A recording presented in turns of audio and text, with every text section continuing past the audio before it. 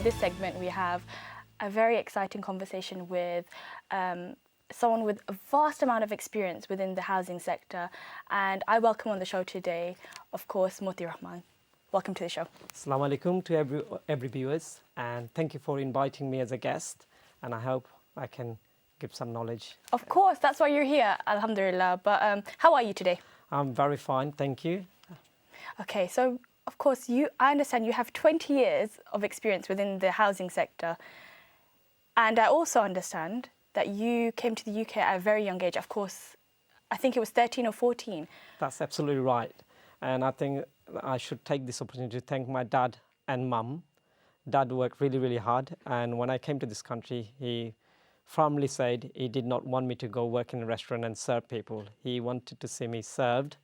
And also he wanted me to make a change in my career to make sure I have a degree. But he wanted me to become a doctor, but that's not something I managed to achieve. But whatever I achieved, I think I'm grateful to Allah and also his persistence that he supported me at that time. He never pushed me to go and work in restaurant, especially when you're growing up in 1980s. There is always demand for money, and when it's social deprivation, high interest rate, so it's very, very tough. Of course. And what was the transition like? Of course, I mean, you came from Bangladesh at 13, 14. English isn't your first language at that point, and GCSEs, it's not easy to do at the time. Absolutely. So one got to challenge yourself. Yes. And I worked really, really hard. I had a lovely teacher on my school, English teacher, and she wanted me to make sure I passed the English, because without English you can't get to do A level, and you need to make sure that you get minimum 5 subjects of A to C. Yeah. So I was able to achieve it. I think I'd done about I got 8 GCSEs and 5 of them within A and A star. Wow, so that was very good. And then the next challenge starts when you start your A level. Yes. And I think I found it very, very challenging. And I've also found very challenging in terms of peer pressure, because a lot of our friends, they were going to work in restaurant and earning money. And obviously it's a very temptation. Yes. How do I contain myself? And you want to pass driving test and drive cars. Yes, and I did agree. mess up my A levels first year, but it didn't divert me. Wow. I went back. And I think I learned lesson from there and said, look, I want to work in an office, or at least, and not go to restaurant. So that actually enforces my main ethics and motivation to do well. So I diverted way, and then when I did my BTech National, I came out with distinction. And went to university to do accounting and finance degree. And from there, I think, again, I never let something to push me back. If somebody pushed me back, I always say, I want to do even better. So you got the peer pressure saying, oh, you've done the BTech, you're going to come back to restaurant, mate. Come on, let's go. And I did, for a short period to social pressure. I worked on Saturday night, one restaurant, and I'm still a friend with those people. What was it like at the time? At the time, I think it's much more, I don't think you think of any class or any divine. You just want to be part of a friends and groups of Bengalis, because it's trying to find that relatability. Yeah, that's absolutely. And also they play football. And one thing, I love football. Today's days, I still play football in a large group, and I'm part of Brother United in Enfield, that we manage about 144 people in that group. Wow. And I also participate in the football for our district cup, Moliveza Cup. And I'm originally from Moliveza, Kamalpur Union. And I always pride that if I can connect the country here as a British national, it makes me proud of that. And of course, I'm sure everyone back home is very proud of you. And of course, you're sat here today, and I'm so grateful for you, of course, sharing this journey with us. I understand you studied accounting and finance, and then you moved on to public administration for your master's. Why did you do that? Well, accounting and finance is a very good degree, yes. And it gives you a platform of business sense and in terms of money and economy side. When I met my wife, she was working in the public sector, so I think we decided to work Monday to Friday and I was in private sector, and take a pay cut and join council as a very beginner job. But that didn't stop me. I think the council says that you always have to do 1 year and to show yourself that you can go on to other job. As soon as the 1 year is gone, I applied for better job within the council, and it's very challenging. I think a lot of people on 1990s, it's very tough when you going to a council and it's a well-established place. Yes. And it's who you know, not what you know. Oh, yes, I agree. And most of the organization is run by family and friends, the councillors, their mayor daughters and things like that. So breaking that barrier was very, very challenging, but I was up for a challenge. I think every time I apply for a job and I got it, or if I don't get it, I didn't sit down. I said, I'm going to go and apply the next job. Yeah. And that's how I progressed. And I had a target and I had a sort of like strategy that in certain years I had got to be a principal officer. No, I don't want to be an admin officer and pen pusher or frontline. Yeah. I want to be a principal officer so people have some respect. And I achieved that within about 2-3 years, became a principal officer within the council. And then I wanted to be a part of the leadership team. Yes. And I pushed that boundary again so I can be decision maker, so I can help my community.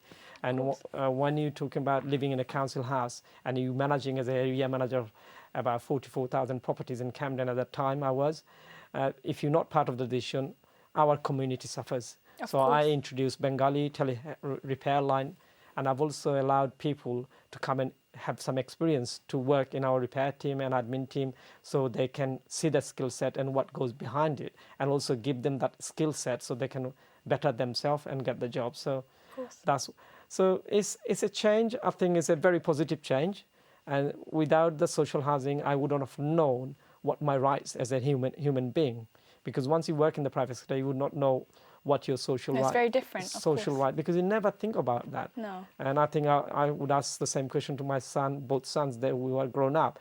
They would not know what social, social deprivation, because they never seen it. And I have seen it. I've grown with it. I lived with it. And I think each time I do something, and that's the motivation, and make a change and give back to the society. And having worked for Camden about 10, 11 years, then I went to private housing association, another my journey, became a consultant and then became a manager, and then same organization kept me. So one thing about if you work hard and you show what you can do for a organization, they always keep good people. And of course you moved on to the housing association, so then what was that journey like? That journey was very difficult and challenging. Again, when council is an established place, so they got protocol and policy and processes in place. They are very, very old historical system in place. So when you go to the housing association, I found the opportunity. So when I see they're doing something their way, but I will say, no, do it this way, it'll get better. You came with your knowledge and your experience from Camden. And it will always, so one thing about the degree on accounting finance is always give you the analysis that value for money. And when I was working for Camden, I was very fortunate. They paid for my master's, and that's why if you look at my back of my CV, it says MPA. So it's a Master's in Public Administration, and that was an international one. So I was in Norway for a few months studying part of the part of the degree, and also you get to know just not public administration, just local authority. You get to know the central level. You get to know the European level. You get to know how the ambulance service are served, police services are served, social services served, education authorities served. So I have in my knowledge, I've got a lot of knowledge, and I always use a learning curve and use that all the time. And when I'm not sure, I always look at what is the current legislation going on, and it keep challenging. And once you keep challenging and learning, I think that makes you better. And when you're going for a new job, it also allows you to give your knowledge, and as people say, knowledge is power, and experience and strategy. And I always do, and one of the term people call it SWOT.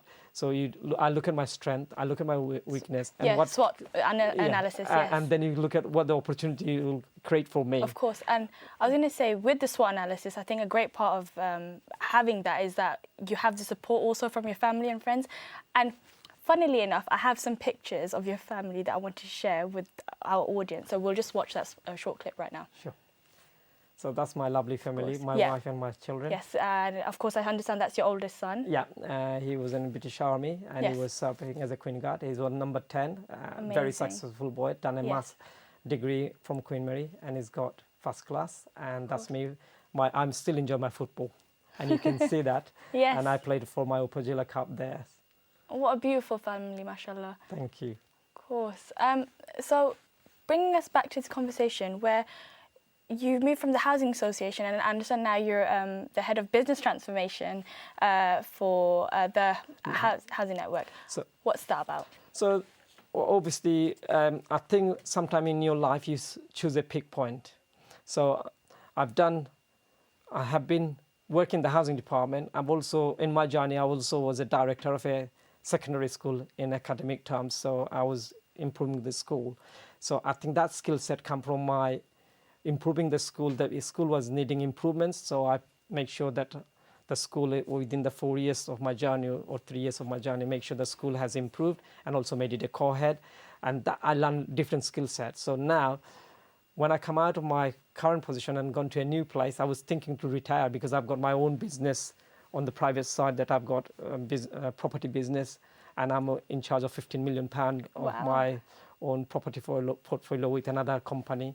And amazing. It keeps me busy. And then I've got my football team to play football. So the transformation job is, I found this organization is very, very, although they're small, they're unique. So when you say small, they have a purpose. Of course, and it's the purpose is they look after people who are very, very vulnerable on the street. So we'll pick them up, give them a house, we give them education, and then we move to the next stage of the property. So they can be independent. On the other hand, you probably recently hear the prisoners who are released. Yes. Where they're going to go? They got no property. No. So my organization, provide properties to them. We also mentor them. It's a very hard work for the team, and it's a purpose. And I think being part of the team, so they took me in as a specialist. Obviously, they're a small business. They want me to transform. So luckily, I've been given a free ride. So each area that I can see, I can make improvements. So I'm doing the same thing as I said, SWAT and PEST.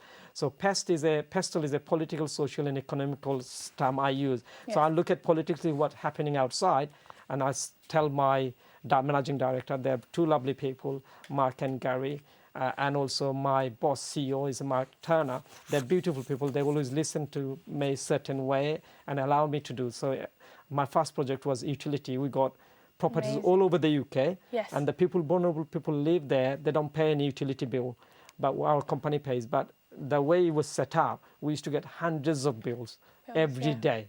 And sometimes we are delayed or sometimes late. It wasn't efficient.